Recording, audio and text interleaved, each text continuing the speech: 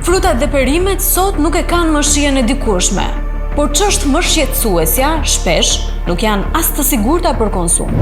Misri serb ndalohet në Shqipëri, mandarinat shqiptare të i kalojnë kufit e lejuar të pesticideve, perime me mbetje pesticidesh mbi norma në kufi me Kroacinë.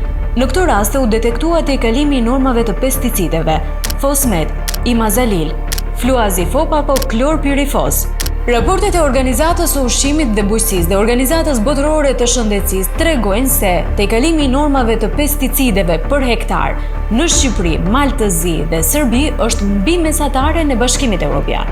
Kapaciteti i laboratorëve dhe numri i ulët i inspektorëve në Shqipëri, Maqedoninë e Veriut dhe Kosovë e bëjnë të vështirë kontrollin e plotë të pesticideve. I lexuam titujt në media, u shqetësuam, por çfarë realisht nuk kupton për shëndetin e njeriut tejkalimi i normave të pesticideve?